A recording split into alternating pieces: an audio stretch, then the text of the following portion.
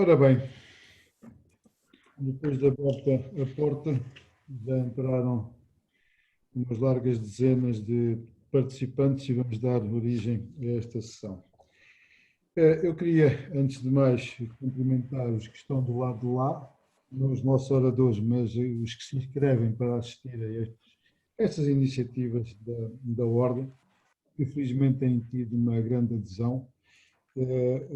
Nós procuramos abordar temas que interessam não só aos engenheiros, mas aos cidadãos em geral, e isso efetivamente tem tido o reflexo na adesão às nossas iniciativas. Os webinars acabaram por se transformar no cotidiano. Nós próprios hoje temos pouco tempo, eu tenho menos tempo livre do que tinha antes, porque as solicitações são de tal modo que nós acabamos por nos habituar a funcionar desta forma e, na verdade, ainda esta manhã o Conselho Diretivo Nacional é por Zoom, tudo é por Zoom. Queremos trocar umas impressões mais longas com alguém, também é por Zoom ou por outra plataforma e, portanto, é o futuro.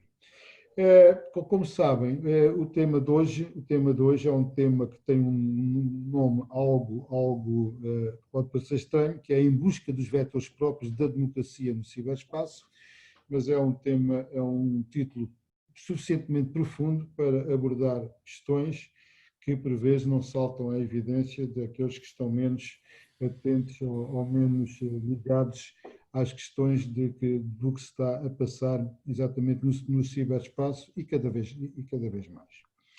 Os nossos convidados de hoje são pessoas sebejamente conhecidas. Eu, desde logo, queria cumprimentar o professor José Tribolé, presidente do Unesco e membro conselheiro da Ordem dos Engenheiros. É suficientemente conhecido, uma pessoa que merece minha admiração e respeito há muitos anos e, portanto, que prontamente se disponibilizou. E depois também o Sr. Engenheiro Lino Santos, coordenador do Centro Nacional de Cibersegurança, que, em conjunto com o professor Tribolé, com certeza que irão cruzar pontos de vista de um professor e cientista, investigador de alguma forma, com uma função mais institucional que é hoje a que o engenheiro Lino Santos está. Também não lhe gabo a função, porque estas coisas hoje são efetivamente lugares e são questões que nós, por vezes, não damos o devido valor àqueles que representam e que ocupam estes cargos públicos, porque têm sempre uma coisa que muitas vezes passa àqueles que estão no privado, que é um cepo apontado ao pescoço, e estamos sempre sujeitos a julgamento interno e externo e, sobretudo, da opinião pública, e, portanto, às vezes é mais fácil. Eu queria só dizer algumas coisas mais antes de passar as palavras para tecer alguns considerandos e depois dar-vos algumas instruções.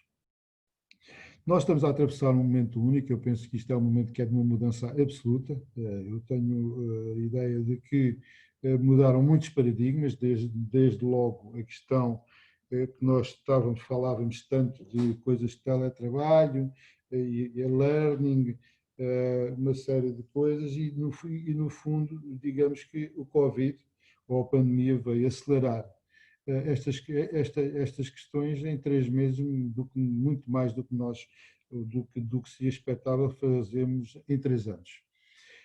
Eu sou, confesso hoje, um defensor de coisas que me causavam algumas dúvidas, teletrabalho. Hoje defendo, e desde logo o resultado está à vista, que são as vantagens ambientais, mas sobretudo o conforto das deslocações serem mais rápidas. É verdade que também o recurso ao transporte individual aumentou porque as pessoas têm um sentimento de autoproteção e os transportes públicos não oferecem, pelo menos, a segurança que cada um de nós que tem outros meios exige e que gosta de ter. Mas também há outra questão, o comércio online é outra questão, mas também há toda uma nova postura e eu penso que no próximo tempo, quer a sociedade, quer as empresas, quer todos nós, vamos com certeza adaptar-nos a isto. O e-learning era uma questão que também me causava algumas dúvidas, sobretudo porque eu tenho um conhecimento mais ou menos não é superficial e profundo também não é. Médio, do que se passa em alguns países da América do Sul, onde o e-learning se transformou num autêntico negócio e onde são ministrados cursos de toda a maneira efetiva, e nomeadamente na área da engenharia, onde se formam engenheiros à distância, e até médicos, e eu costumo dizer, Deus me livre de alguma vez cair numa situação dessas, ou nas mãos disso, porque há aqui uma questão que é fundamental, que é depois quem é que faz a regulação, quem é que faz a certificação e quem é que faz a avaliação. E, portanto, são questões destas também. Por outro lado, nós estamos muito expostos hoje a tudo que tem a ver com a cibersegurança. Eu próprio estou a passar por uma fase muito estranha, já fui à judiciária, já fui à nós e tudo, alguém faz chamadas em que aparece o meu número, e chamadas a vender coisas e chamadas normalmente ligadas a estrangeiros, a brasileiros, mas a verdade é que as pessoas telefonam e dizem, pá, você telefonou agora, o que é que queria, tal? Desculpe, pai, que eu estava a trabalhar, disse, mas não é o número, não fui eu. Ah, foi, eu tenho aqui, eu estou-lhe a responder à chamada. Já fui à judiciária, já fui a nós, ninguém me sabe explicar o que é que acontece. Também não posso mudar o número de telefone que tenho há 20 anos e, portanto, não vou mandar uma mensagem aos 2.900 contactos que tenho aqui a dizer que mudei de número, que iria perder os contactos todos. Eu não me vou alongar muito mais e queria dizer o seguinte aos participantes. Não utilizem o bate-papo. O bate-papo, eu nem sequer vou abrir o bate-papo como moderador, porque não é aí que está a questão.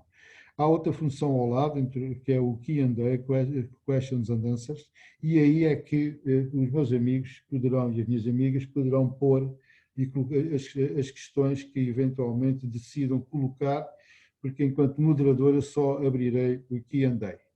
E, portanto, no fim, e dentro do tempo que vamos ter, haverá lugar, com certeza, para responder algumas das questões que permitam, com a minha discricionalidade de moderador, se forem muitas, não podemos estar a responder a todas, mas irei eleger aquelas que nos possam parecer mais apelativas e, portanto, será esse o critério.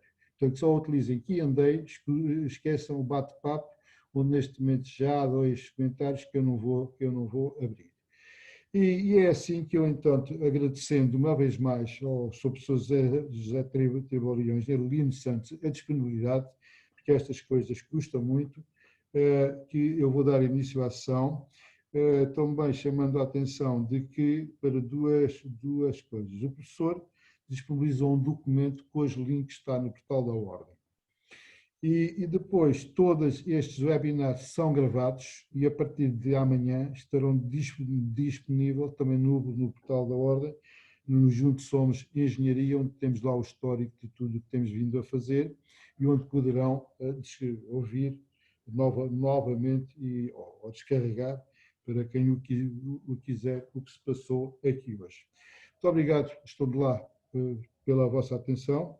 Obrigado aos oradores e então, conforme acordado, por ordem alfabética, eu vou dar a palavra ao nosso primeiro interventor da tarde, o professor José Triboliões, que tem um cenário magnífico por trás de si. Espero que seja real e que não seja artificial. Muito obrigado por ter vindo, Sr. Professor. Obrigado, Sr. Bastonário. Boa tarde a todos. Boa tarde, Lino. Eu aproveitei este desafio do Sr. Bastonário para apresentar pela primeira vez um conjunto de raciocínios sobre o ciberespaço, a propósito do aprofundamento sobre a democracia e a vivência democrática no ciberespaço. Aproveitei esta oportunidade para transportar para este exercício as coisas que tenho vindo a desenvolver e investigar nos últimos 20 anos. É um tipo de aproximação que será bastante estranha para todos aqueles que tipicamente têm pensado nestas questões de segurança, privacidade e o ciberespaço, etc. Para os engenheiros, eu penso que o que eu vou fazer é trivial. É brincadeira de crianças, estamos nos primeiros anos nos cursos de engenharia, mas é pelo princípio que se começa. Portanto, daí este título, Em Busca dos Vetores Próprios, da democracia no ciberespaço. Tentar perceber quais são os eixos, as variáveis independentes no espaço onde se põem problemas que nós vamos endereçar. Quais são as variáveis independentes? E como vão ver, a minha proposta é muito simples, é muito evidente, realmente é um conjunto de propostas tipo Lapalisse. Aliás, eu costumo chamar às coisas que afirmo postulados de Lapalisse-Triboli ou Triboli-Lapalisse, conforme eu estou para aí virar. Ora bem, comecemos primeiro por abordar rapidamente o que é isto de democracia. Vamos aí à Wikipédia e temos um conjunto de coisas que se fazem sentido. É um regime social e político em que todas as importantes decisões políticas estão com o povo, que elege os seus representantes por meio de voto e que este regime baseia-se num governo de maioria no respeito pelos direitos individuais e das minorias. A democracia tem princípios que protegem a liberdade humana. Uma das principais funções da democracia é a proteção dos direitos humanos fundamentais, como as liberdades de expressão, da religião, a proteção legal e as oportunidades de participação na vida política, económica e cultural da sociedade. Na democracia, os cidadãos têm os seus direitos fundamentais expressos na lei e o dever de participarem no sistema político que vai proteger os seus direitos e a sua liberdade. Bom, isto é trivial, pelo menos para nós no mundo ocidental. Mas o que é o ciberespaço? Bem, é um espaço virtual para a comunicação e para a interação entre pessoas, entre máquinas e entre pessoas e máquinas, e que surge da interconexão de redes de dispositivos digitais interligados por todo o planeta e na qual incluam e fluem documentos, programas, dados e, em particular, todo um universo de informações que estes meios físicos abrigam. O conceito de ciberespaço inclui as representações associadas a todos os sujeitos e instituições que participam nesta interconectividade, bem como todos os dispositivos físicos e objetos virtuais, isto é, todas as entidades materiais e imateriais existentes no mundo onde os humanos vivem e interagem, em relação às quais dados que traduzam o estado das entidades ou que estejam envolvidos no suporte às relações transacionais entre elas e que acarretam mudanças de estado de alguém ou de alguma coisa representada no estado, estes dados fluem, existem. Ora, quando nós pensamos, que já me adiantei, quando nós pensamos sobre democracia, liberdades, garantias, a democracia no ciberespaço, como é que se pensa? Bem, o pensamento atual dominante, aquele que é moda, é falar-se no direito à privacidade individual, no enquadramento legal de proteção de dados pessoais, nas garantias de não rastreabilidade das ações dos indivíduos no ciberespaço e coisas desse tipo. Isto é o que toda a gente fala, pensa e se preocupa. É claro que quem diz aqui dados individuais também diz dados de empresas e de administrações, etc. Qual é a perspectiva que eu aqui venho defender? Bom, em primeiro lugar é a perspectiva do método científico, é a perspectiva de quem é engenheiro e que baseia a sua atividade, o seu pensamento na engenharia. É que em primeiro lugar há que procurarmos compreender, observar e modelar a realidade onde pretendemos intervir, neste caso o ciberespaço. E nesta conformidade, temos de formular com objetividade as situações e os contextos onde problemas ocorrem nessa realidade. Esta formulação deve ser objetivada explicitamente em termos de modelo de ciberespaço a que estamos recorrendo. Modelos com rigor e clareza semântica adequados a que possam ser entendidos pelos que interagem no e com o ciberespaço, seja a que nível for. Modelos que sustentem a comunicação entre nós humanos sobre a realidade que nos aborrecemos e que vivemos no dia a dia no ciberespaço. De alguma maneira, é a mesma coisa que termos as equações de Maxwell para o eletromagnetismo. Temos um modelo matemático, uma linguagem, que permite a todos os engenheiros eletrotécnicos compreender e lidar com fenómenos eletromagnéticos em qualquer parte do mundo e comunicar sobre eles.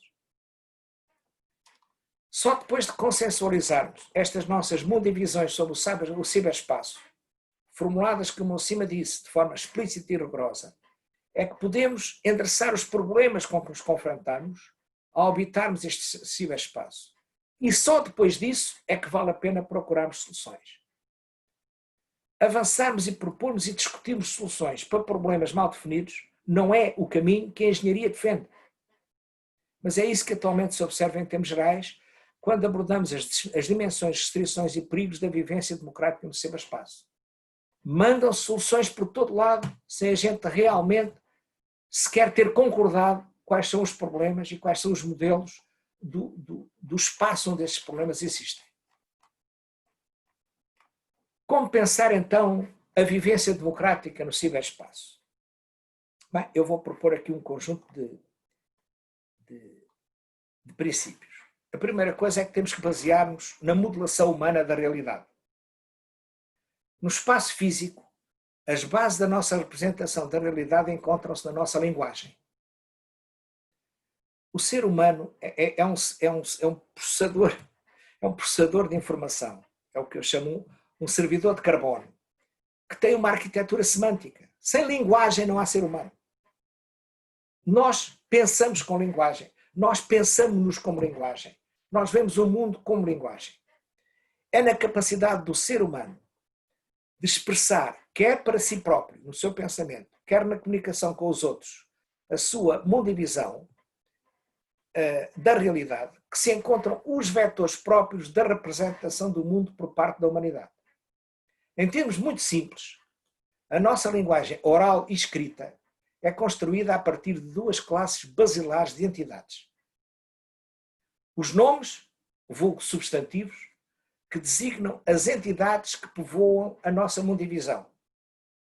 Umas sendo entidades com correspondência física e material direta, outras designando coisas abstratas, construídas umas a partir de representações base de entidades materiais elementares, outras representando intrinsecamente e nativamente coisas imateriais. Isto é simples o que eu estou a dizer.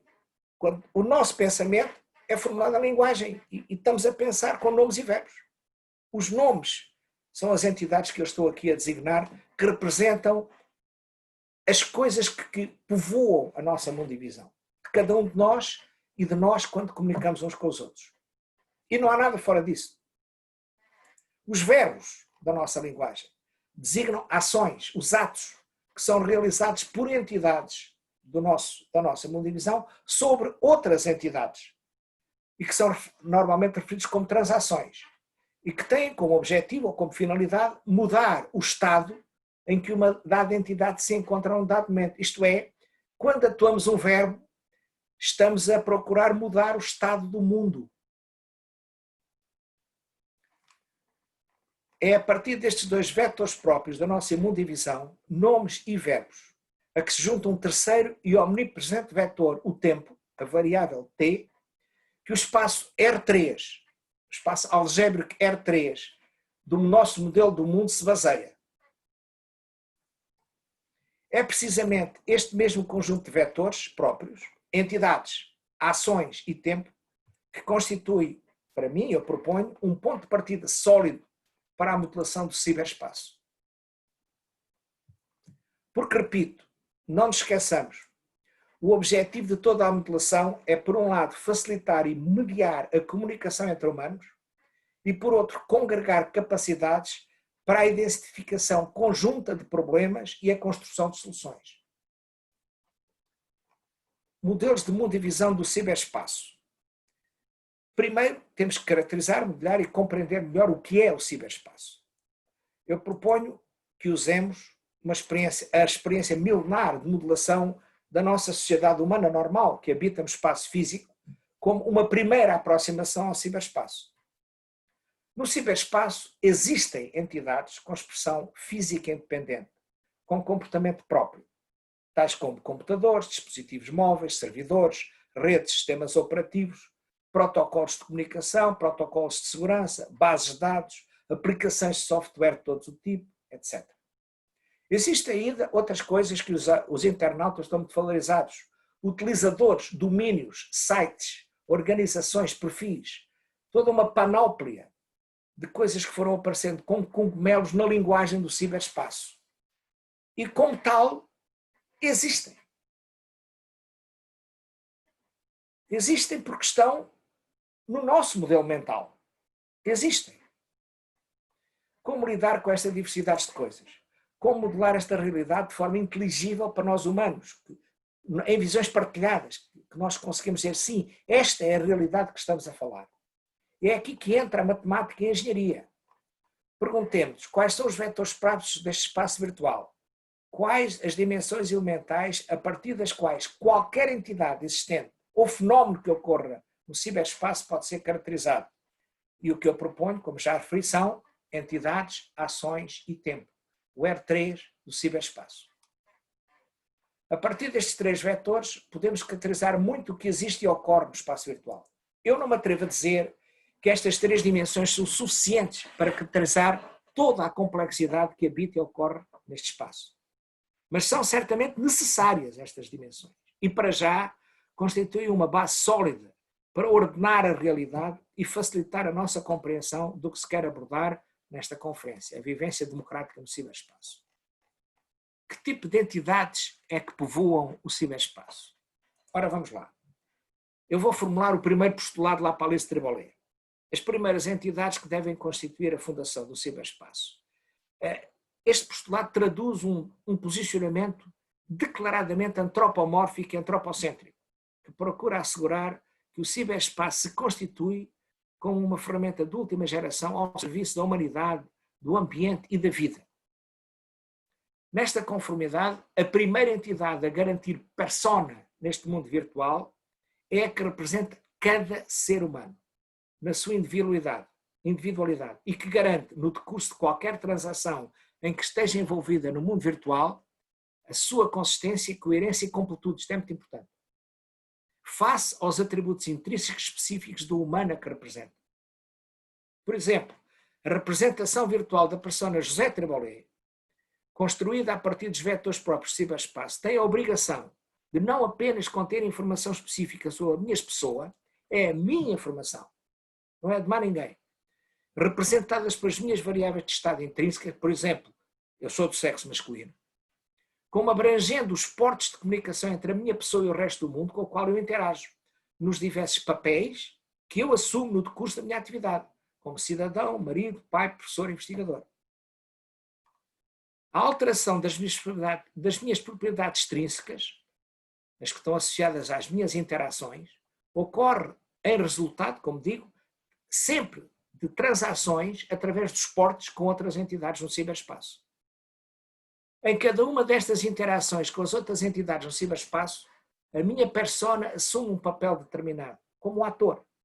E a sua atuação é condicionada pelas características específicas decorrentes do universo semântico, o universo do discurso específico dessa interação e que rege toda a comunicação entre todos os que estão envolvidos nela.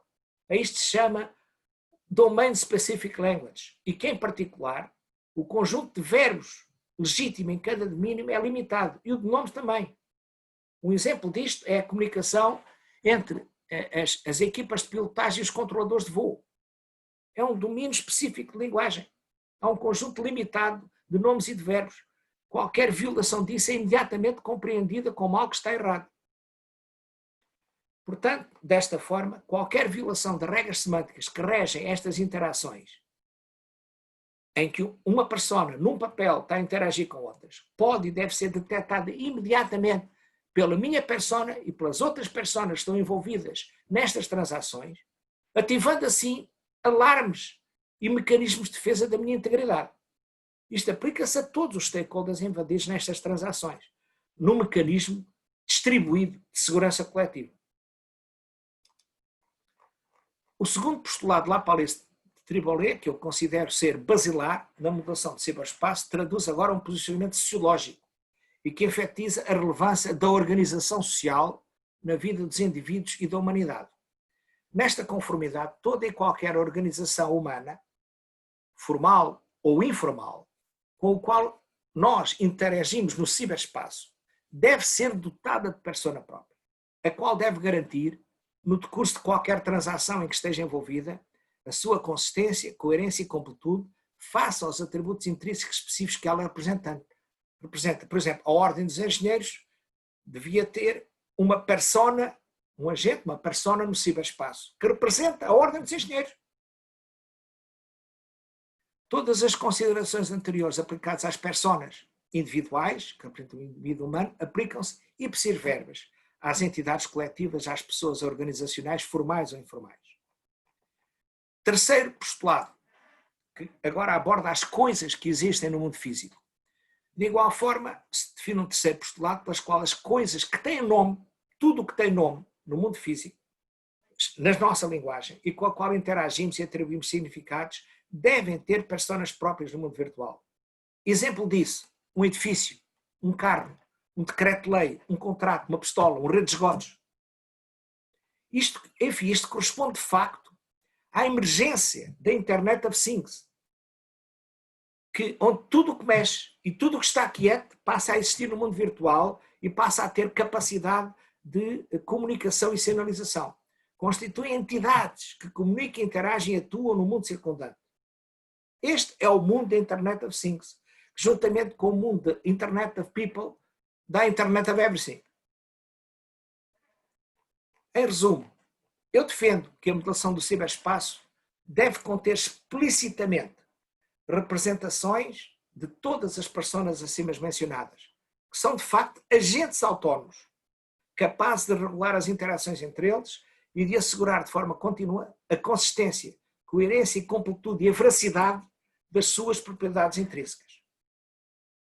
Estas personas podem embarcar em transações compatíveis com os papéis que são chamadas a desempenhar de acordo com os universos semânticos respectivos de domínios de discurso, isto é, utilizando conjuntos limitados de verbos e de nomes associados a cada domínio e recusando, nesse contexto, qualquer outro tipo de interação que sejam chamados a participar em violação dessa limitação.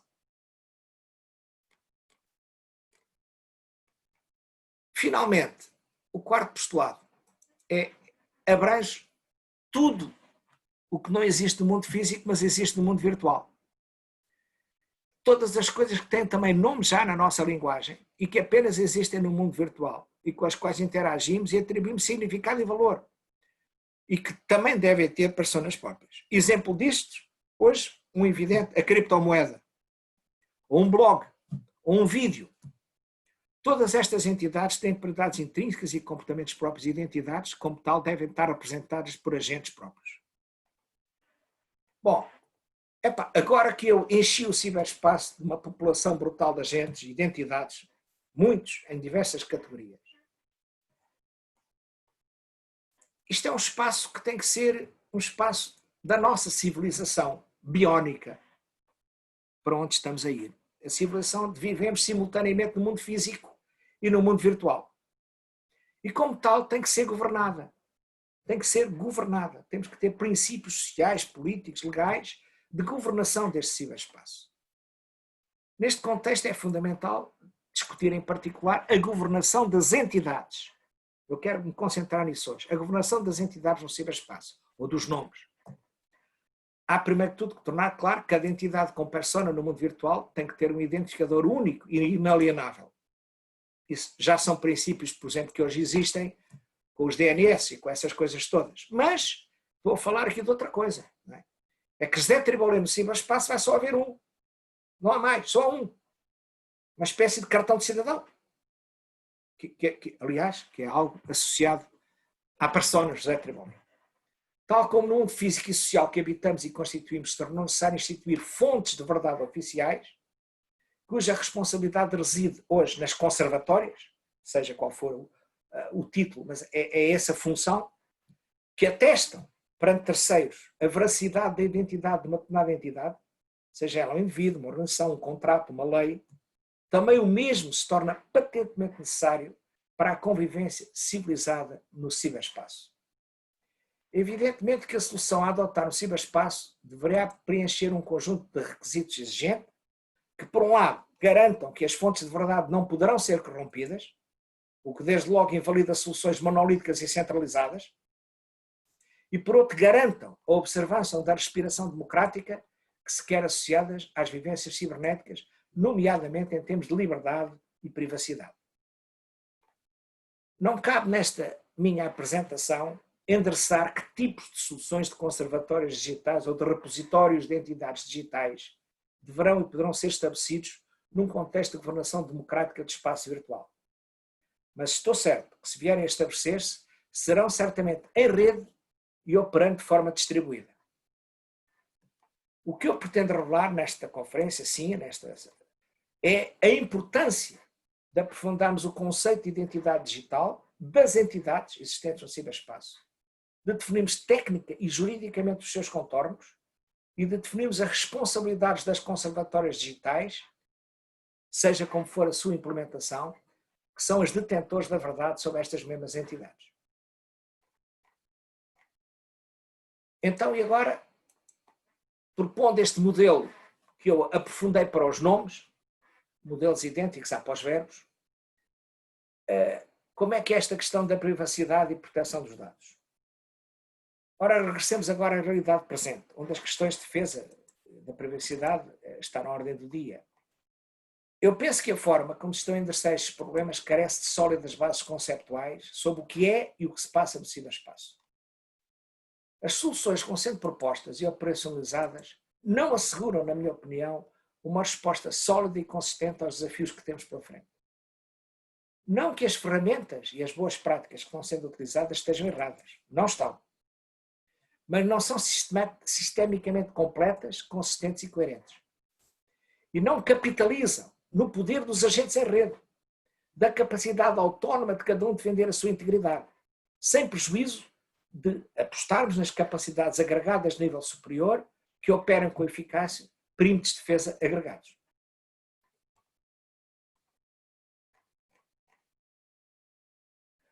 Ao nível da ciberdefesa, na guerra, pensar estrategicamente a defesa passa a compreender estrategicamente as formas de ataque adotadas pelo inimigo.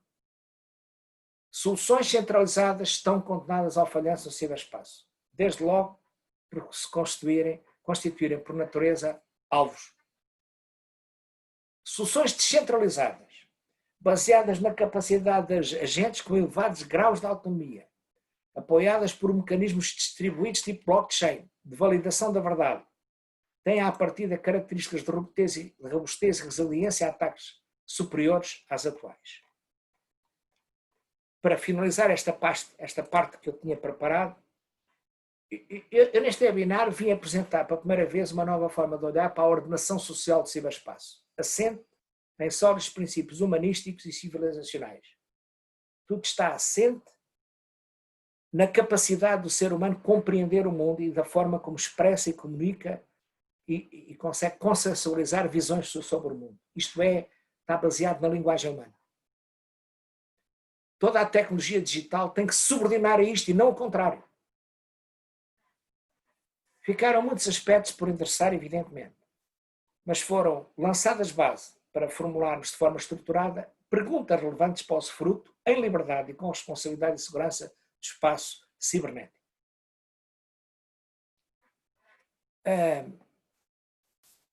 Eu confesso agora, já não está no texto e vou acabar, que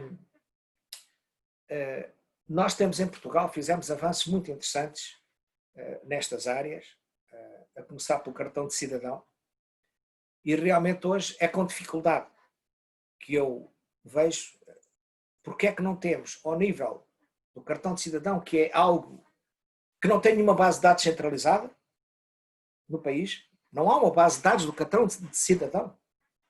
O cartão de cidadão é algo que está fisicamente representado no meu cartão, mas que tem os mecanismos, não é, via interoperabilidade, de validação, cá está, as conservatórias de validação da verdade dos dados que estão no meu chip, indo a cada campo específico, por exemplo, segurança social, validar na entidade que tem a responsabilidade por garantir a verdade da segurança, do número da segurança social associado ao meu nome, que é a segurança social, e vai validar, faz um ping a verificar se é verdade, se não, ou a autoridade tributária para verificar o número fiscal.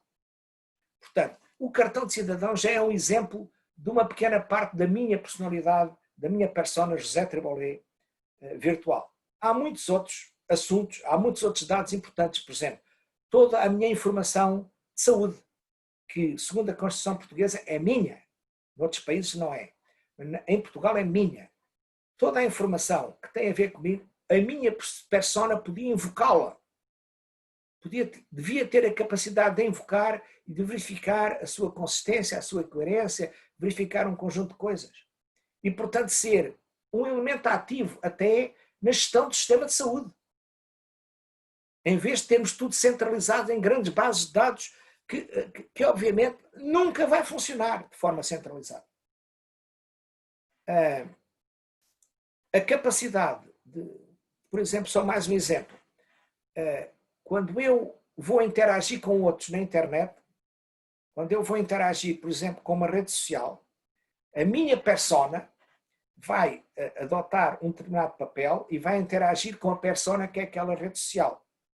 E eu tenho que ter maneiras de validar a verdade sobre aquela rede social. Aquela rede social é quem diz que é. As informações que a rede social me estão a dar são todas informações que envolvem nomes e verbos. Eu tenho maneira de desfazer fake news dinamicamente. Informações que venham sobre, sei lá, um edifício que ardeu e que dizem que foi num sítio, quando obviamente o edifício existe, tem que ter uma identificação e se sabe que não é naquele sítio, aquilo é uma fake news. A mesma coisa sobre um vídeo que passa não sei o quê e que se diz que foi ali, que depois mais tarde se vê que foi um vídeo tirado 3 anos antes, 10 anos antes. Tudo isto devia estar implícito na informação sobre estas entidades. E a validação de fake news e de informação falsa é feito dinamicamente em runtime. E claro que há capacidade computacional para isto. Portanto, isto é outra maneira de pensar. Obviamente não estou aqui a avançar com soluções tecnológicas. Estou sim a avançar com uma aproximação à modelação disto e, sobretudo, um desafio a que nós, antes de falarmos em como é que soluções para problemas, que a gente primeiro pense se estes são os problemas que precisam de soluções. E assim termino.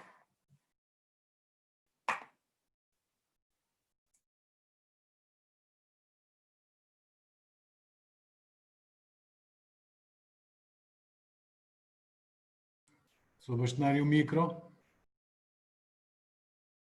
Muito obrigado. Talvez estava a dizer, desculpa lá que eu não liguei o microfone. Muito obrigado, Sr. Professor.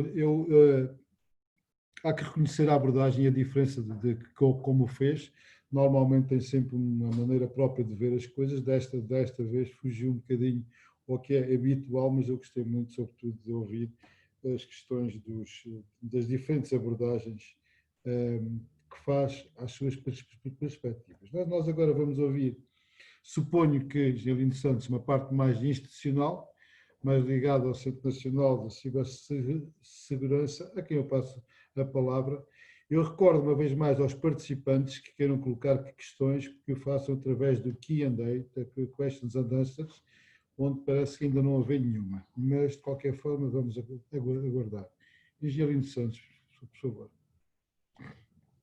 Bastonário, muito obrigado. Boa tarde a todos, boa tarde, professor. Muito obrigado pela sua apresentação e pela exposição que fez. Eu vou partilhar um pequeno PowerPoint.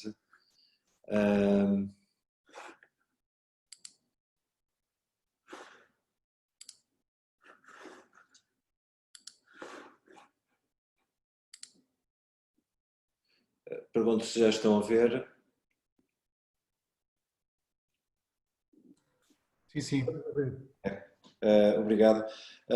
Sr. Bastonário, efetivamente eu não vou fazer uma apresentação institucional, portanto também vou optar por um registro mais académico, de abordagem ao tema, digamos, com um nome que me foi proposto de tema, em busca dos vetores próprios na democracia do ciberespaço. Não tive grande margem de manobra, espero não defraudar, mas acho que vai alinhar um bocadinho com a apresentação, com a excelente apresentação que o professor Tribolé fez. Talvez a única parte institucional que eu vá fazer é o início da minha apresentação, que, digamos, nos últimos 2 anos, enquanto estou responsável aqui pelo Centro Nacional de Cibersegurança, é sempre igual em todas as conferências que faço, que no fundo prende-se com combater mitos. E esse é um dos meus, é o meu principal negócio, uma das minhas principais tarefas, é combater mitos associados à cibersegurança. E estas frases, as próximas 4 frases que eu vou apresentar, a meu rigor, foram ditas nestes 2 anos que estou aqui à frente do Centro Nacional de Cibersegurança por responsáveis de IT ou responsáveis de empresas, de PMEs. O primeiro mito é que, digamos, a ideia pré-concebida de que a cibersegurança só é necessária quando temos um portal na internet ou quando estamos dentro de um marketplace ou, digamos, o cerne do nosso negócio é de facto digital. Ora, isso não é verdade e esse é um dos mitos que queremos combater. Todos nós dependemos, toda a gente tem processos, tem programas que processam salários, que fazem a contabilidade e são atacados por ransomware e sofrem impactos de ciberataques. Portanto, não é necessário estar num marketplace ou ter um portal na internet para assumir que se tem que preocupar com cibersegurança. Esta foi dita por um responsável da IT na administração pública quando tomou conhecimento que a sua infraestrutura tinha sido violada por uma ameaça persistente e avançada, vulgo ameaça estatal. Negou com o argumento que tinha 5 camadas de firewall. Portanto, aqui o mito a combater é que mesmo que tenhamos o state of the art a proteger a nossa infraestrutura, não quer dizer que não seremos objeto de um ataque bem sucedido e, portanto, temos de estar preparados também para a reação e não só para a proteção. Este é talvez o mito mais difícil de combater e tem um bocado a ver com a opacidade que a tecnologia traz, que é achar que a cibersegurança é um assunto técnico. Portanto, isto foi dito por um responsável de uma empresa, depois de uma apresentação que me disse: eu gostei muito da sua apresentação, sou engenheiro, mas ia-lhe pedir que falasse com o meu responsável da IT, que ele é que percebe dessas coisas de cibersegurança. E, portanto, este é um trabalho que nós no Centro Nacional de Cibersegurança temos que fazer, que é colocar o tema da cibersegurança ao nível do C-Level, ao nível da administração das empresas. Não é só sobre tecnologia, também sobre pessoas, é essencialmente sobre pessoas que estamos a falar. E o último é a ideia pré-concebida de que eu não tenho nada de interesse para hackers, portanto, para que é que eu hei de ser atacado, ou aquela ideia pré-concebida de que isto só acontece aos outros. Portanto, estes são 4 mitos e eu faço um esforço por começar todas as apresentações com a apresentação destes 4 mitos que tentamos combater. Ora bem, eu ia também fazer uma abordagem ao tema que misturava, digamos, as ciências da computação com a sociologia. E ia precisamente começar e ia tentar um bocadinho desalinhado com o que o professor Tribolé fez, ia falar da importância da cibersegurança para a democracia. Ia começar por pegar no construtivismo da sociologia e na ideia de que os conceitos são construções sociais. E, portanto, ia de alguma forma perspectivar a construção social do termo de cibersegurança ao longo do tempo. E o termo cibersegurança começou por ser um termo, aliás, nem chamávamos na altura cibersegurança, chamávamos segurança da informação. Começou por ser um tema exclusivo dos engenheiros ou das ciências da computação. E, digamos, o que nós tínhamos na altura eram, digamos, o primeiro vírus é da década final da década de 90, portanto ainda do MS-DOS. Vemos o que é que ocorreu no computador com um simples dir, não é? Os vírus apanhavam-se com os disquetes, aqueles floppy disks, e resolvia-se desligando e ligando o computador. Portanto, não mais do que isso, e corria-se o antivírus em cima da disquete e estava o problema resolvido. Portanto, não havia muito mais a fazer. Acho que também os mais velhos lembram-se com certeza deste I Love You, que chateou, foi um incómodo para muita gente, encheu caixas de correio. Portanto, neste domínio, e aqui, digamos, a ideia que eu queria transmitir é que nós vamos num crescendo de impactos e num crescendo de âmbito a que a cibersegurança diz respeito. E, portanto, nesta fase, final da década de 80, início da década de 90, nós estamos a falar essencialmente de um incómodo. Não tínhamos mais do que um incómodo. Ora, o conceito de cibersegurança alargou-se quando os vírus, com o surgimento dos vírus polimórficos. E o surgimento dos vírus polimórficos veio de alguma forma desequilibrar a balança entre os antivírus e os vírus. E digamos foi a época de ouro do phishing bancário, do furto de identidade bancária. E portanto aqui o impacto já não era apenas o incómodo, já tínhamos de alguma forma um impacto no património, porque efetivamente desaparecia dinheiro das contas bancárias das pessoas que tinham sido objeto. E também foi nesta altura que novos atores como o law enforcement, a polícia judiciária, entraram para o conceito da cibersegurança. Deixou de ser um exclusivo da engenharia, deixou de ser um exclusivo das ciências da computação e também passou a incluir atores relacionados com o law enforcement. Mas as coisas evoluíram e mais ou menos em 2007 tivemos um caso de ataque bastante intenso à Estónia. Em 2008 tivemos um outro muito semelhante na Geórgia, que acompanhou a invasão terrestre da Ossétia do Norte por parte do exército russo, mas este 2007 na Geórgia levantou a questão de que poderíamos efetivamente ter ataques informáticos equivalentes ao uso da força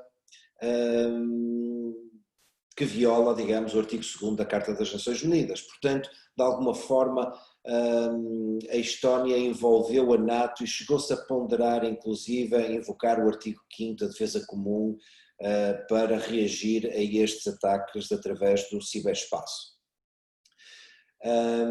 Isto trouxe uma nova realidade e alargou mais uma vez o conceito da cibersegurança. Portanto, para um novo, digamos, um novo valor a proteger. Aqui estamos a falar da integridade territorial, estamos a falar de defesa nacional e novos atores entraram no domínio da cibersegurança, portanto, nomeadamente as Forças Armadas. Portanto, estão a ver que ao longo do tempo, induzido por eventos, o conceito foi-se alargando. Isto alargou novamente em 2009 com as revelações do Sr. Edward Snowden. Não é que nós, engenheiros e especialistas da área de cibersegurança, não soubéssemos exatamente o que é que estava a acontecer. Aliás, há um relatório de um deputado português muito bom de 2006 sobre a vigilância em massa feita pelos Estados Unidos, o caso Echelon, feito para o Parlamento Europeu, mas não teve eco na sociedade e, digamos, é preciso também que haja eco na sociedade para que haja reflexibilidade, para que haja, digamos, a vontade do Estado em tomar medidas. E, portanto, foi com este evento do Sr. Snowden, talvez tivesse afetado alguns políticos importantes, nomeadamente a Sra. Merkel e a Sra. Dilma Rousseff foram alvos particulares deste esquema de vigilância em massa. Percebemos que os Estados eram capazes de fazer vigilância em massa às suas populações ou fora das suas populações através destes mecanismos, através deste ciberespaço e, portanto, de alguma forma víamos direitos e liberdades, direitos humanos constrangidos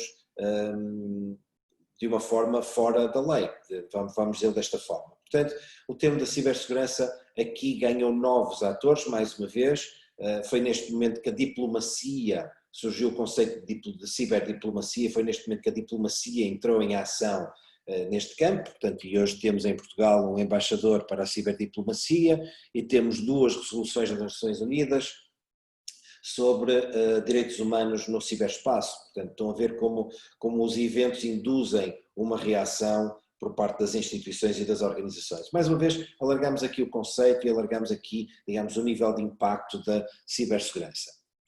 Tivemos um novo, eu acho que já estão a adivinhar qual será o próximo, digamos, as eleições norte-americanas e a interferência feita durante as últimas eleições norte-americanas pelo chamado escândalo da Cambridge Analytica e digamos, o que é que está aqui em causa?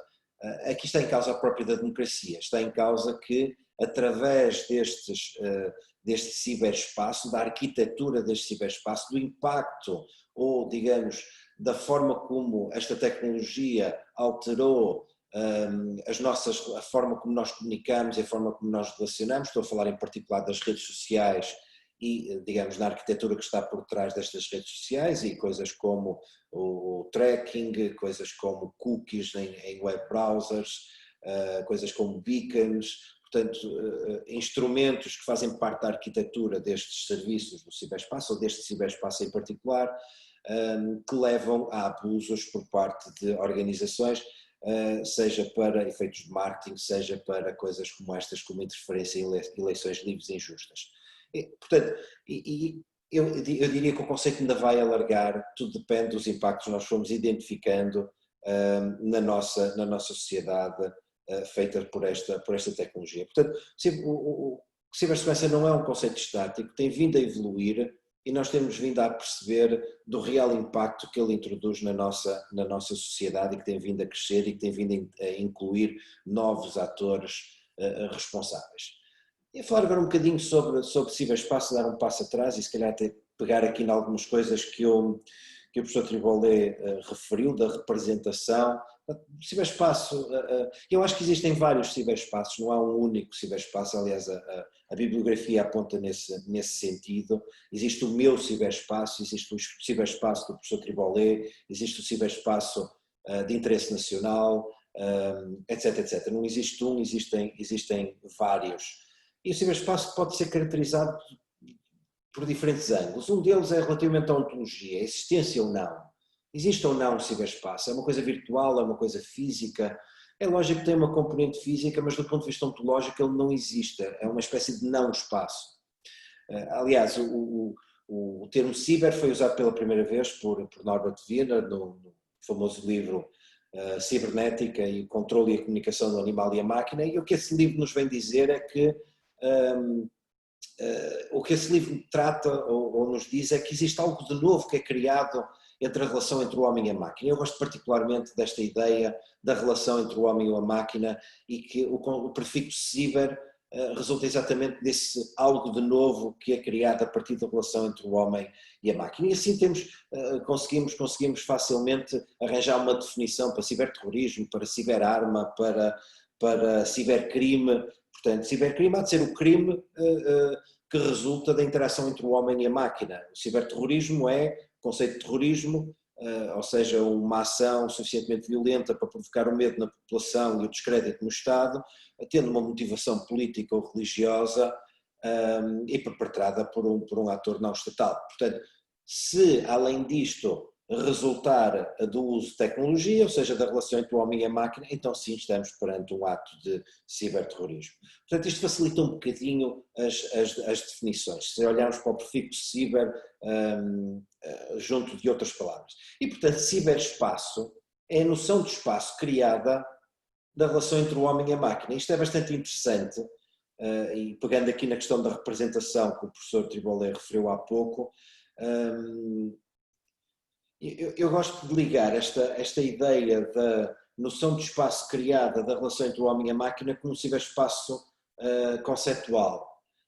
E o que é que isto é? Significa que nós de alguma forma criamos uma noção de espaço no nosso cérebro quando estamos a usar o ciberespaço. Acho que a melhor imagem é o fundo do ecrã do professor Tribolé. A noção de que o professor Tribolé estaria de facto perto de um pinhal. Não é? Portanto, da relação entre o homem e a máquina, eu criei uma realidade virtual que obviamente, se fosse no mundo físico, não poderia ter. Mas existem outras, existe também o ciberespaço perceptual, que é aquele que nos é induzido pelos sentidos.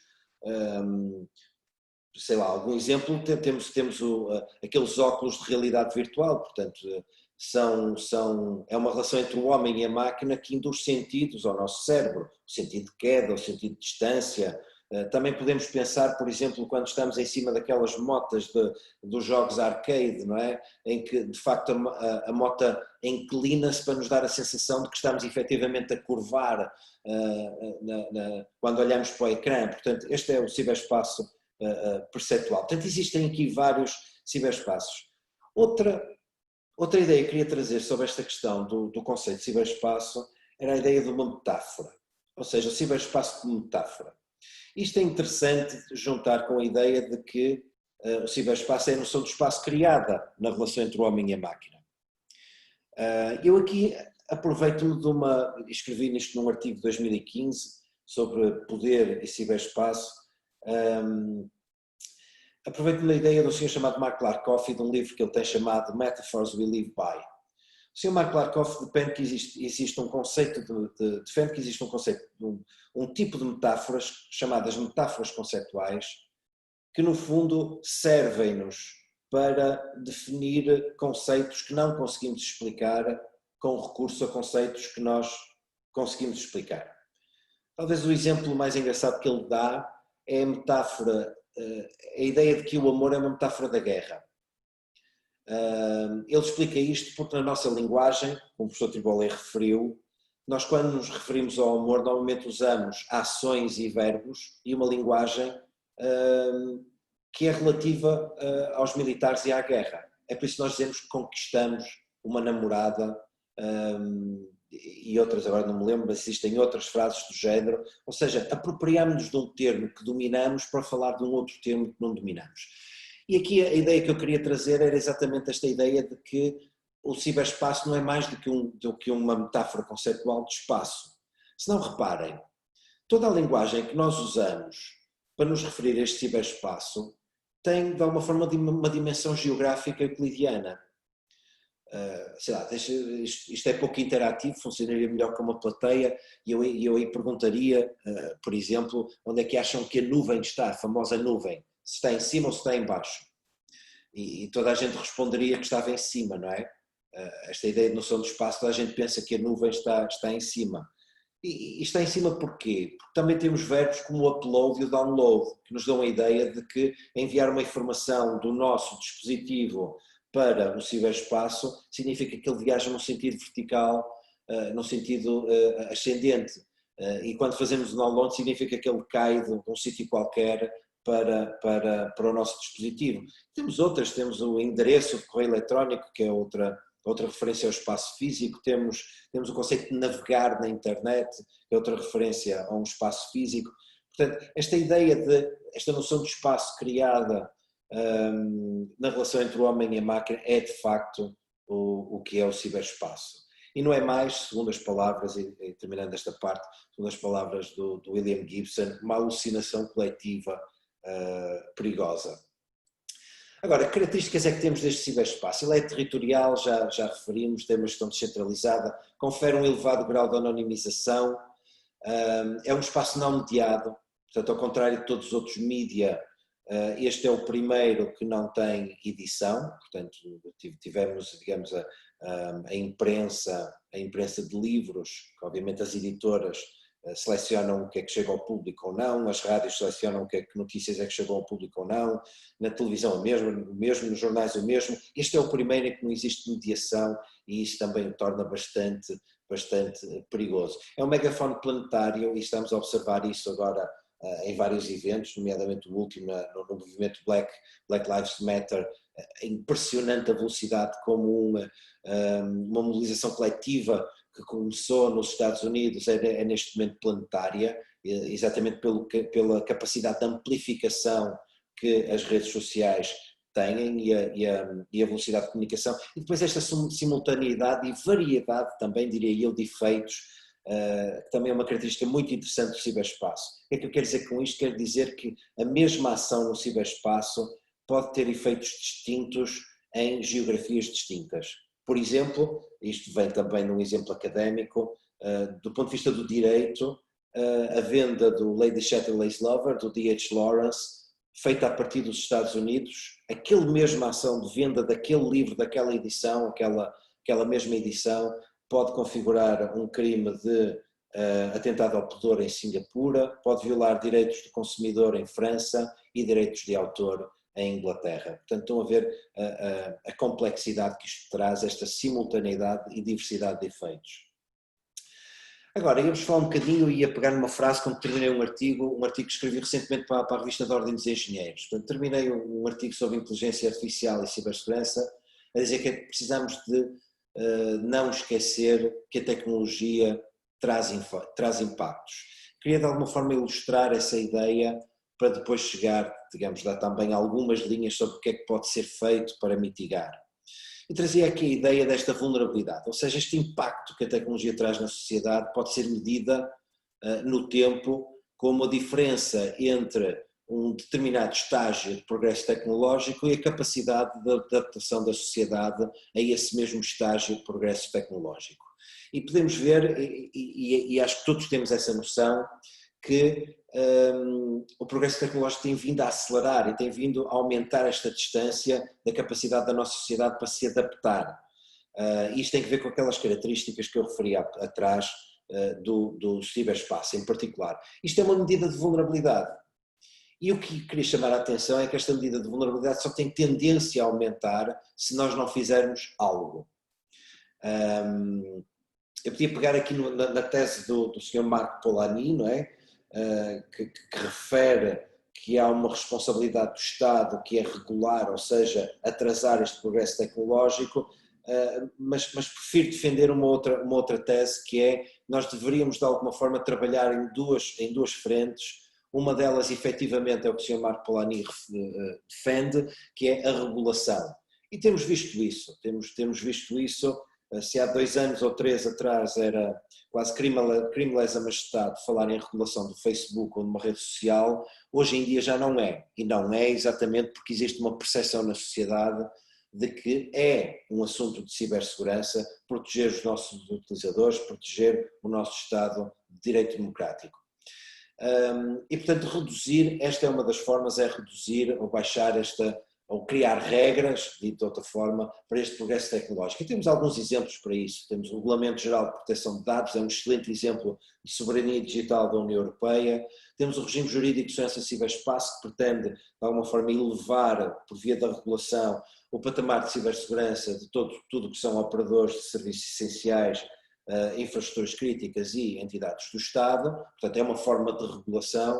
E depois temos, digamos, ideias mais originais e mais experimentais, como este Código de Conduta dos Serviços de Redes Sociais, que foi promovido pela Comissão Europeia em 2017, exatamente para prevenir a influência através das redes sociais nas eleições europeias que decorreram o ano passado. E podia dar mais exemplos. Portanto, de alguma forma nós temos já a legitimidade para regular alguns destes instrumentos no ciberespaço, e eles são importantes para fazer baixar o declive daquela reta. Mas eu defendo também que temos de trabalhar em aumentar o declive da reta verde, ou seja, em aumentar o declive da capacidade de adaptação da nossa sociedade. E isto significa capacitação da nossa sociedade para lidar com a tecnologia e com o progresso tecnológico. Deixava também aqui alguns exemplos. Aqui podemos distinguir os indivíduos e os organismos, e obviamente para os indivíduos é uma forte aposta em literacia digital. Temos que investir muito mais em literacia digital nos jovens, mas também literacia digital nos adultos e também nos menos adultos. E obviamente uma aposta nesta sensibilização, formação e diria também requalificação, ou seja, não chega o trabalho que está a ser feito pelas universidades de criar novos quadros. Os novos quadros não chegam para a procura, mas também temos que requalificar as pessoas que já estão no mercado. Portanto, temos que ter outro tipo de oferta para ajudá-los a melhorar a sua capacidade de adaptação ao progresso tecnológico. E depois nos organismos, e aqui se não estamos a falar na componente de regulação, estamos a falar em instrumentos de adoção voluntária. Aqui temos as normas, os referenciais, temos aquele produzido pelo Centro Nacional de Cibersegurança, que é o Quadro Nacional de Referência em Cibersegurança, e publicamos também recentemente um roteiro para capacidades mínimas, muito focado nas PMEs, e publicamos também uma framework de avaliação, ou seja, como é que nós avaliamos o estado de maturidade das organizações em cibersegurança. Uma aposta muito grande em processos de avaliação e gestão de risco. Processos de avaliação e gestão de risco em processos de transição digital. Note-se, nem todos os processos de transição digital são custo-benefício lucrativos para as organizações. O que normalmente acontece, e isto tem que ser combatido, é que esquecemos de fazer a avaliação de risco e só olhamos para as vantagens da digitalização e esquecemos que obviamente vamos nos expor mais a partir do momento em que temos uma presença no ciberespaço. E, portanto, temos que colocar isso como um custo. E pesando estas vantagens e estes custos é que devemos tomar uma decisão de um go, no go para um processo de transição digital. E, obviamente, uma aposta da União Europeia, a certificação em cibersegurança. Vai ser cada vez mais comum nós chegarmos ao supermercado e termos, ao lado da etiqueta do consumo energético, uma gradação também do nível de cibersegurança daquele equipamento de IoT, daquele equipamento que está enabled, Wi-Fi connected, para, digamos, termos atualizações e termos um suporte sempre que há um problema, etc, etc, etc. Isto é uma tendência, a União Europeia está a trabalhar nisto, fortemente incentivada pela Alemanha. Terminava com algumas tendências, mas ia focar aqui numa, porque de facto toca um ponto importante que o professor Triboli referiu. Eu acho que é óbvio que a questão da ubiquidade do ciberespaço nas nossas vidas, começamos a falar e vamos cada vez falar mais, não de soberania do ponto de vista nacional, mas se calhar do ponto de vista regional, uma aposta em soberania digital ou tecnológica, como agora refere a nova Presidente da Comissão Europeia, é extremamente importante. As questões que nós estamos a viver relativamente ao 5G e a forma como a Europa depende de tecnologia que é desenhada num continente e é produzida noutro continente é alarmante. Vamos assistir a uma maior militarização do ciberespaço, portanto, com isto também quero dizer que o ciberespaço vai continuar a ser um espaço de conflito, não é de facto a esfera pública do Haber, mas é mais uma arena pública, conforme a Hannah Arendt a definiu, portanto um espaço onde as pessoas lutam pelo protagonismo e pela atenção. Vamos assistir cada vez mais à importância e ao valor, à valorização dos dados pessoais e a questão da identidade digital. De facto, há 3 anos atrás eu fiz uma apresentação no IDN, onde apresentei esta ideia também de que precisávamos de notários digitais, precisávamos de alguma forma de registar as entidades digitais, mas apresentei de uma forma em que ao mesmo tempo permitíamos uma utilização anónima, que é um direito fundamental, do ciberespaço, em todas as nossas interações, mas cabia ao Estado guardar, digamos, a chave mestra para se houvesse algum abuso, se houvesse algum crime cometido com aquela identidade digital anónima, o Estado tinha de facto a capacidade de dizer que aquela identidade digital foi registada em nome do Lino Santos naquela data e naquela hora. Isso é extremamente importante para manter, digamos, o Estado de Direito a funcionar.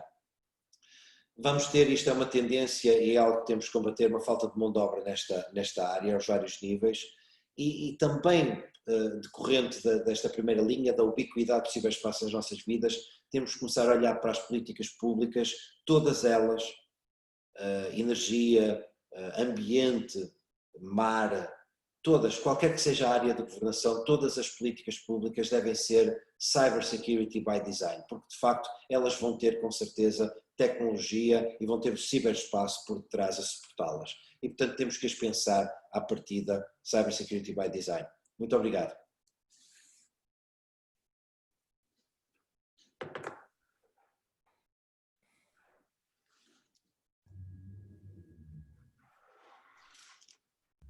Bem,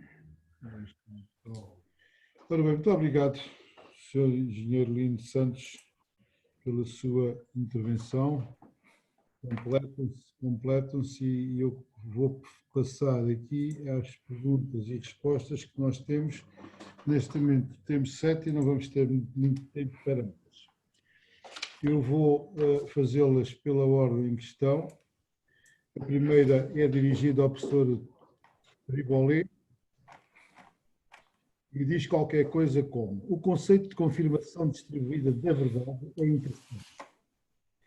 E admito que funcione no caso do cartão de cidadão, em que apenas as conservatórias é que estão autorizadas a validar a verdade. Mas como garante a verdade no ciberespaço quando certas entidades controlam mais conservatórias? Ora bem, é uma questão fundamental e por isso mesmo é que eu referi como uma possibilidade o uso massivo da tecnologia blockchain. Isto é, quando nós, portanto, havendo várias fontes de verdade,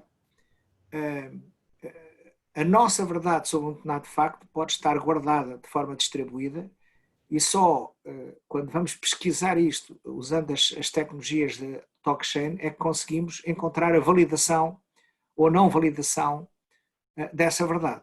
Isto é, não é nada trivial alguém conseguir adulterar essa representação da verdade em cadeias blockchain. Portanto, isto não é...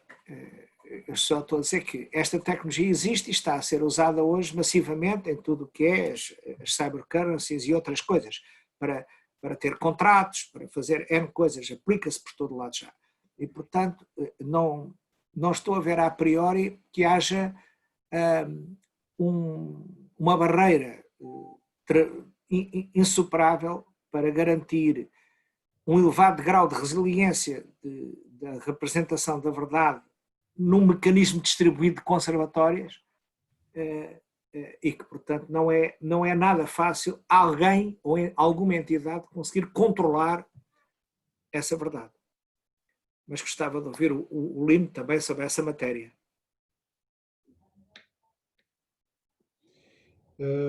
Eu, se calhar, fazia duas perguntas ao Angelino Santos e ele começava por complementar esta questão.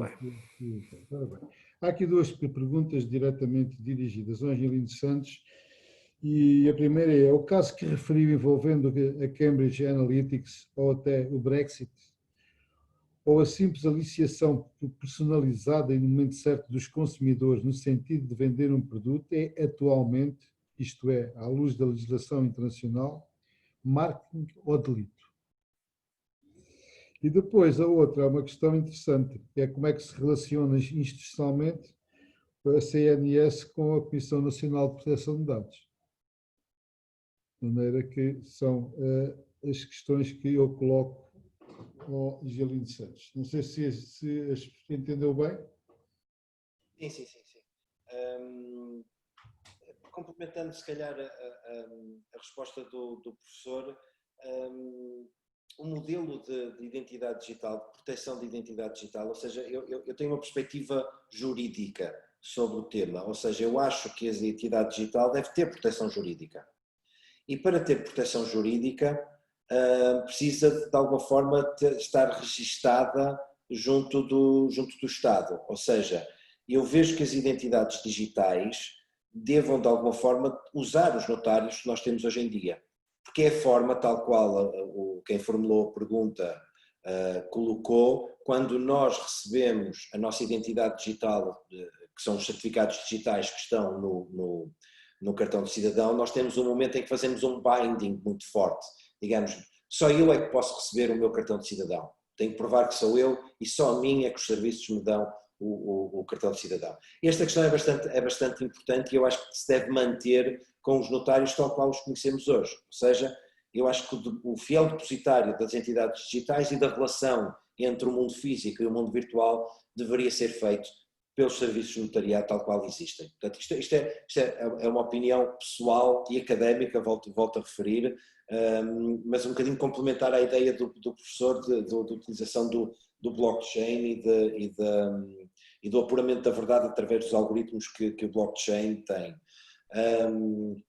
Portanto, esta é a minha opinião, até que traz outras vantagens, como por exemplo, poderíamos ter um controle parental efetivo, quer dizer, a identidade digital do meu filho, se estivesse registada e se houvesse um fornecedor de atributos, há fornecedores de identidade e há fornecedores de atributos que interagissem com os portais da internet, ele tinha acesso a uns conteúdos e não tinha acesso a outros de uma forma claríssima.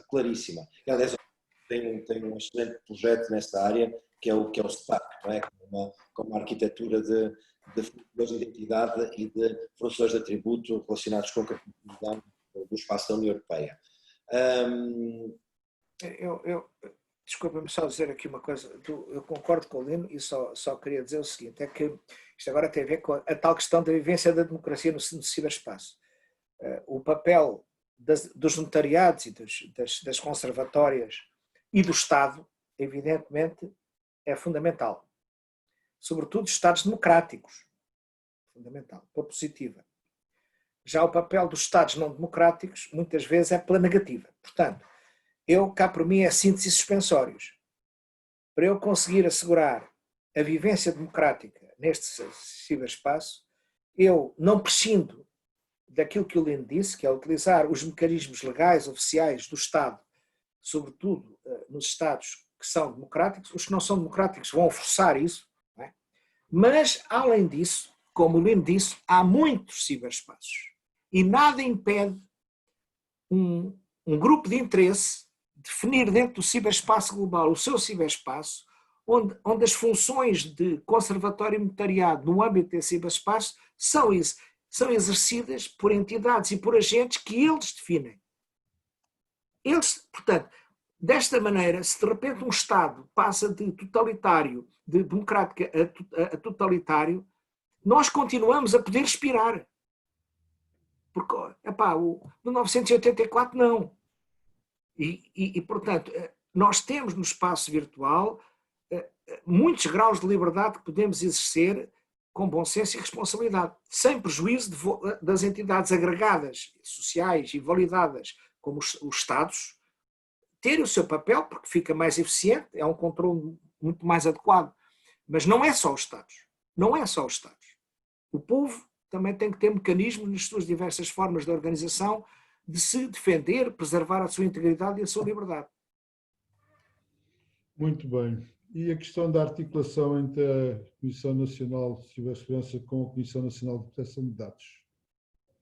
Temos uma articulação boa, cada qual dentro da sua área de responsabilidade. Posso lhe dar um exemplo. Se olharmos para as obrigações de notificação de incidentes previstas no Regulamento Geral de Proteção de Dados e as obrigações de notificação do regime jurídico nesse ciberespaço, podemos de alguma forma identificar uma sobreposição, um incidente. Vamos pensar um caso muito simples. Por exemplo, um link de dados pessoais, uma base de dados de clientes num operador de serviços essenciais. Este é um caso típico em que estamos a falar de um incidente que toca à esfera da CNPD e toca à esfera de responsabilidade do Centro Nacional de Cibersegurança.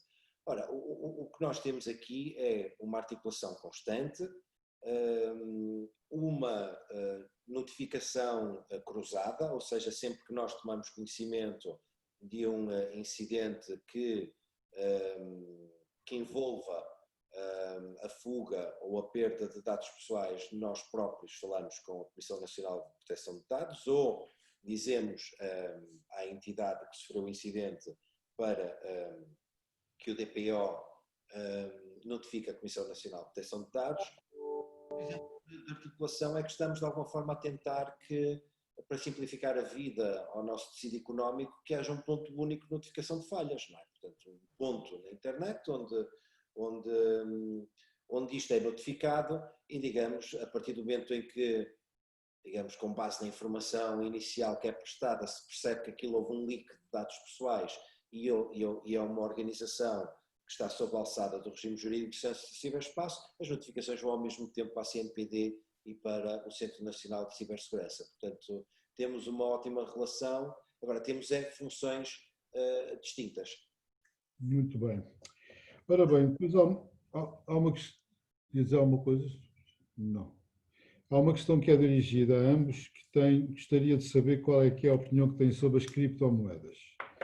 Muitos dos recentes projetos tentam resolver alguns problemas aqui falados extensivamente, como a segurança, a descentralização, a validação da identidade do utilizador das carteiras virtuais, entre outros. Acreditam que esse será o futuro? Será que este modelo poderá vigorar no futuro? Podemos começar pelo professor. Tem que desligar o som. Sim. Bem, eu acho que a emergência das criptomoedas e toda a tecnologia associada vem introduzir algo que na sua filosofia de base está para ficar. E agora, de que forma é que isto depois se vai consolidar em formas mais permanentes no nosso tecido económico, financeiro e social, estamos para ver. Há uma coisa que é verdade, não é? O mundo financeiro todo está em polvorosa. Não é? A cadeia de valor no mundo financeiro está sendo posta profundamente em causa. O papel das entidades reguladoras nos diversos estados e espaços geopolíticos está sendo posto em causa. E, portanto, há uma revolução em marcha. Como é que isto vai acabar? Eu não faço a mínima ideia. Que não fica como está, isso tenho a certeza. E que esta tecnologia basicamente está para ficar, eu acho que está para ficar. Agora, não sendo financeiro nem economista, não me atrevo a dizer mais nada sobre as criptomoedas, mas que pôs em marcha uma mudança de estado neste mundo, isso é indiscutível. Jarino Santos, deseja acrescentar alguma coisa? Também não vou arriscar, como o professor Tribolé, concordo com ele. Gostava de frisar que me preocupa a introdução deste tipo de tecnologias disruptivas sem termos, lá está, a nossa sociedade preparada para lidar com elas. Eu costumo dar este exemplo. Eu acho que nós, engenheiros, sempre questionamos porque é que estávamos a usar passwords para aceder ao nosso home banking quando se tinham modelos mais seguros, como a utilização de certificados digitais para autenticação. Existem. E é muito mais seguro do que usar passwords. E é muito mais seguro do que usar os telemóveis, o modelo agora é usar os telemóveis, que é um dispositivo que eu pessoalmente não confio, porque este é completamente opaco para mim. Mas eu lembrava que o BES, já não existe, mas o BES, quando introduziu o seu sistema de home banking, começou exatamente com este mecanismo de autenticação. Eu cheguei a ter um certificado digital numa PEN para autenticação no home banking do BES. Porquê é que o BES também deu um passo atrás e deixou de usar este tipo de autenticação? Por uma razão muito simples, era complexa demais para massificar, era difícil a utilização. Ou seja, o que é que eu quero dizer com isto? Quer dizer que por muito boa que a tecnologia seja, se ela é complexa, se é difícil de usar e se é opaca, vai demorar muito tempo a ser massificada. Ou seja, acredito que, como o professor Tribolé disse, vai surgir em nichos, vai ser bastante utilizada em funções muito específicas. Agora, todos nós passamos a usar criptomoeda, deixarmos de ter um banco central, eu acho que isso não vai acontecer na nossa geração. Muito bem. Bom, eu vou ter que ser seletivo, são 17h25, estava previsto acabar às 17h30, vou fazer as últimas 3 perguntas, até porque alguns dos seus autores já tiveram ocasião noutras, mas no essencial há questões que se sobrepõem, não vale a pena. Portanto, eu passaria aqui, em primeiro lugar, para ambos. Referiu-se ainda à validação das fake news, o que pode ter questões também na influência da opinião pública, o microfone planetário, também pode levar a ataques sem serem ataques tradicionais. Veem isto como um problema para a cibersegurança ou como um problema mais tradicional, tendo em conta também as mudanças nas formas de consumo de informação pelo público. Isto é uma questão interessante, as fake news, e temos assistido a tantas coisas. Há um exercício engraçado, que eu já agora aproveito, que eu vejo com alguma atenção, que é aquela questão de se é verdade ou se é mentira, ou se é menos verdade, o polígrafo, que realmente ali vê-se que há muita manipulação. Ainda ontem mostraram um helicóptero no México a lançar dezenas de pessoas para a água que tinham sido mortas com o Covid. Não era mais do que um salto conjunto de paraquedistas feito há não sei quantos anos, de maneira que essas coisas são assim. Portanto, já agora, sobre as fake news, se isto é um problema tradicional ou então também tem em conta as mudanças do consumo de informação novas. Fake news sempre existiram. Desta forma, é um problema tradicional, com certeza, que ganha contornos mais agudos pela intensidade, massificação e velocidade com que elas hoje se propagam e que são distribuídas com objetivos de enfim, de objetivos de guerra, quer comercial, quer social, quer económica, quer mesmo militar. É também um problema de cibersegurança, porque obviamente fake news devidamente distribuídas e enviadas para alvos certos vão desplotar comportamentos articulados que podem ter consequências brutais. E, portanto, esta questão da validação tempo real de uma determinada informação que estamos a receber é uma questão crítica. Aliás, isto, na minha opinião, é a grande oportunidade, por um lado, para o novo jornalismo. Nós hoje precisamos de profissionais de jornalismo que são capazes de nos dar o mais possível, com alta probabilidade, a verdade dos factos e apontar aquelas notícias que vêm que não têm uma base sólida. Pronto, isso é um facto, não é? Como digo, e como eu procurei também transmitir, se nós conseguirmos fazer evoluir o mundo cyber, em que as entidades que no fundo estão referidas nestas news, porque as news são sobre qualquer coisa, são sobre entidades ou eventos, portanto são sobre nomes, verbos ou instâncias no tempo de coisas que sucederam. Se conseguirmos mobilizar a validação em tempo real de um conjunto daqueles factos, porque esses factos têm que estar relatados a algures, e portanto podemos muito rapidamente, se houver essa tecnologia aplicada a isto, conseguir ter filtros que me dão com probabilidades de verdade, de veracidade destas notícias. E penso que isso, em grande parte, já há mecanismos mais ou menos automáticos por setores, por domínios específicos de fazer isto. Este é um dos mais graves problemas que nós hoje temos, mas como digo, não é nada de novo. Há muitos anos que as sociedades são envenenadas por fake news vindo de várias partes, o que é que o seu impacto é mais limitado. Estas não, são globais e levam a mudanças brutais na sociedade. Este é um desafio muito sério.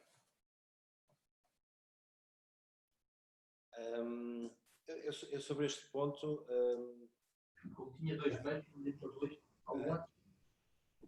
sobre este ponto fazer um anúncio. O Centro Nacional de Cibersegurança, em colaboração com a LUSA, vai lançar no dia 23 deste mês, portanto, para a semana, um curso online sobre combate às fake news. Chama-se Cidadão Ciberinformado e a lógica que está por detrás é trabalhar o fator humano, ou seja, ajudar e dar, digamos, os instrumentos às pessoas para serem críticos relativamente ao consumo de informação nas redes sociais. Portanto, é uma outra abordagem ao mesmo problema. Portanto, as inscrições já estão abertas, se quiserem ir ao nosso site, está logo na página principal, as inscrições para este pequeno curso de 4 horas que tem o beabá sobre fake news ou desinformação. Isto numa parceria com a LUSA. Ora bem, eu vou ter que daqui a bocadinho encerrar isto e tenho aqui diversas questões ainda que eu não queria deixar.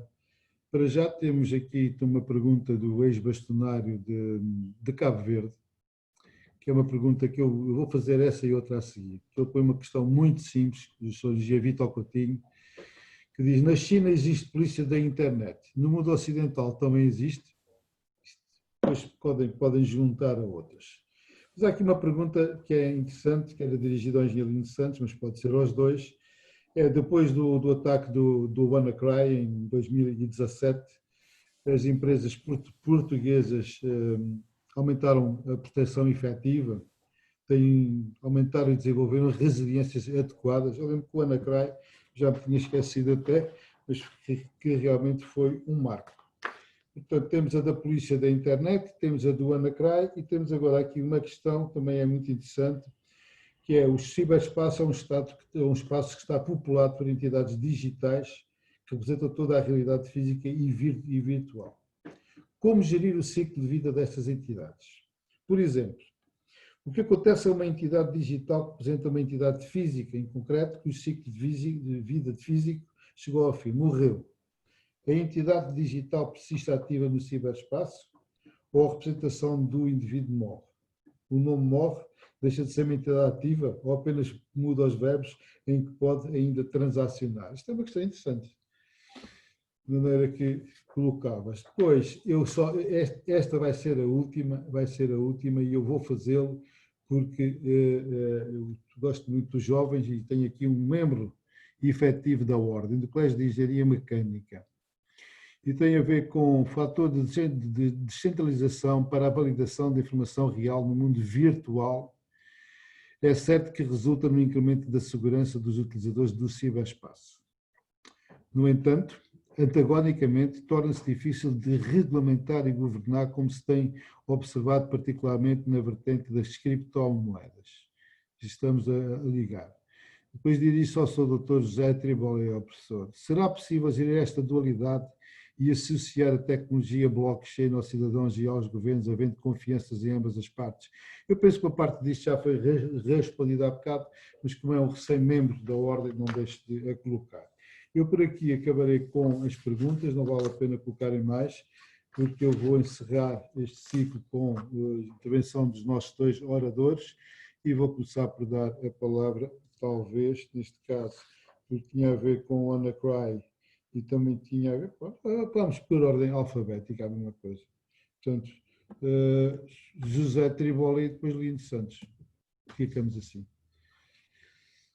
Essas perguntas do WannaCry, isso tudo passava ao Lino, que ele é que é o especialista disso.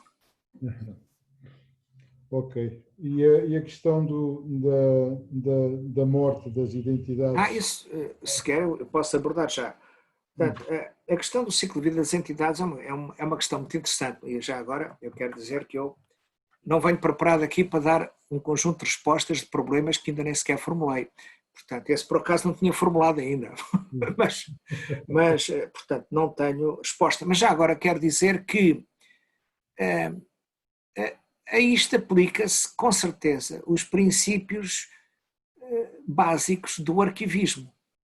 Portanto, nós temos todo um património documental, por exemplo, associado a livros e a arquivos, a documentos, e há toda uma ciência do arquivo. E, portanto, que tem a ver com o ciclo de vida de coisas. Não é? Portanto, eu penso que as coisas desaparecerem, elas não desaparecem. Pelo menos elas existem num certo período de tempo.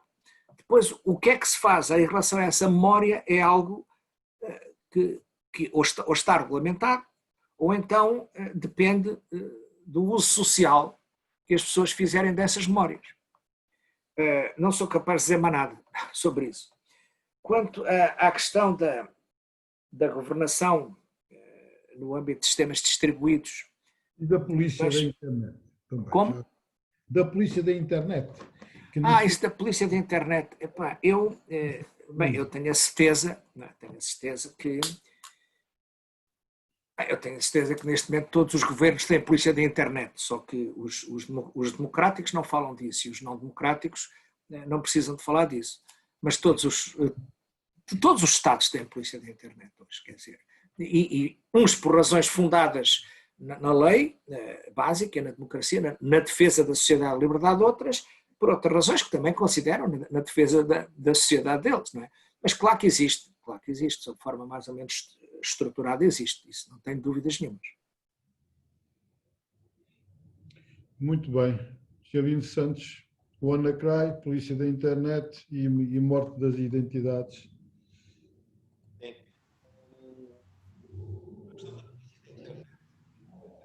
Reformulava a pergunta, se o autor da pergunta me deixar. Se existe a polícia das várias internets ou dos vários ciberespaços, não é? Eu tenho uma tese para mim que qualquer atividade económica que é hoje regulada por uma autoridade regulatória deve ser regulada também no ciberespaço por essa mesma entidade regulatória. Ou seja, nós não precisamos de inventar entidades, nem precisamos de inventar polícias.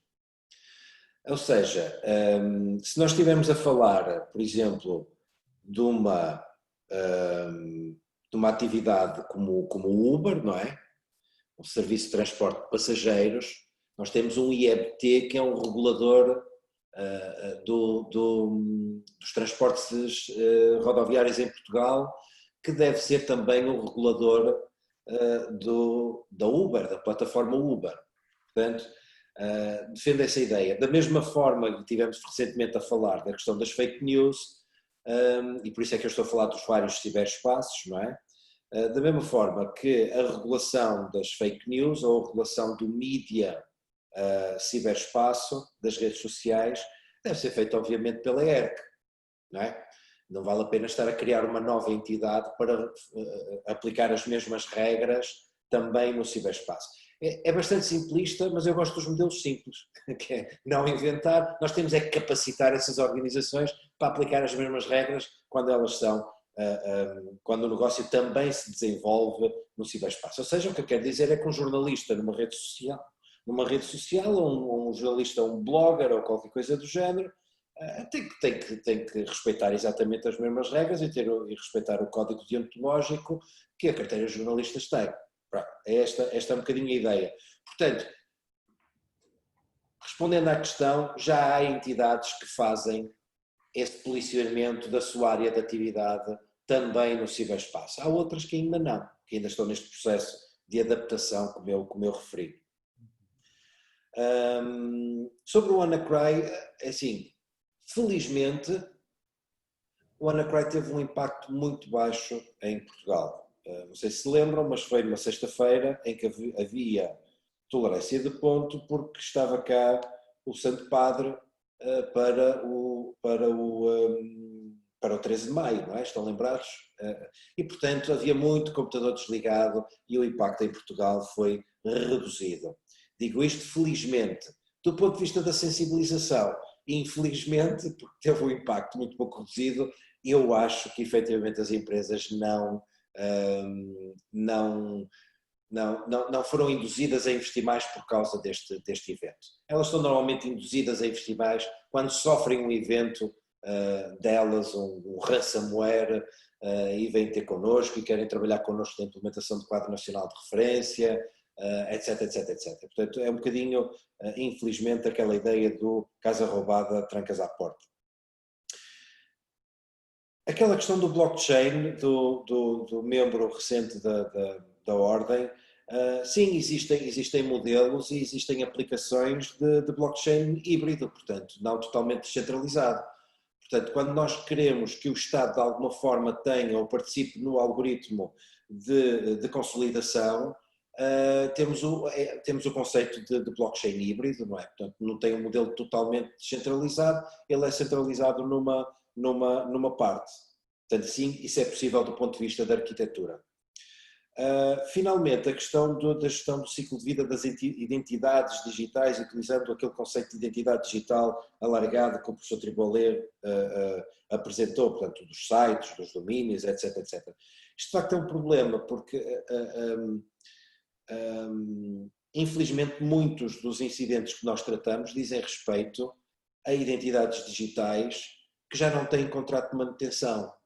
Portanto, flutuam no ciberespaço, mantêm-se no ciberespaço, mas a empresa que produziu aquele site já não existe, não há um contrato de manutenção e, portanto, aquilo são campos de treino, não é? Utilizando aqui uma metáfora militar, para hackers explorarem e treinarem as suas capacidades. Portanto, eles vão ficando pelo ciberespaço. Não existe uma regra para isto. Muito bem. Eu penso que com este conjunto de perguntas também foram suficientemente vastas para abordar muitos dos assuntos que foram aqui. Nós vamos dar o webinar por encerrado, com um quarto de hora depois do fim previsto. Queria agradecer uma vez mais ao professor José Tribolé, ao Angelino Santos, a vossa participação. Queria também agradecer àqueles que continuam estoicamente a assistir até ao final do mesmo, e estive a ver o nome, alguns deles conheço, outros não. Também nos apercebemos que há muitos que assistem a estes webinars da Ordem fora do nosso território nacional, no caso de Cabo Verde, o que é sempre bom. Portanto, e despedir-me assim. Espero que estejam atentos às próximas iniciativas. Vamos continuar com esta sequência de webinars. Agora às 18 começará outro, com outra área, mas é a maneira da Ordem se mostrar viva e se mostrar ativa. Muito obrigado, Sr. Professor, muito obrigado, caro engenheiro, e até uma próxima oportunidade. Sim? Boa tarde a todos. Boa tarde a todos.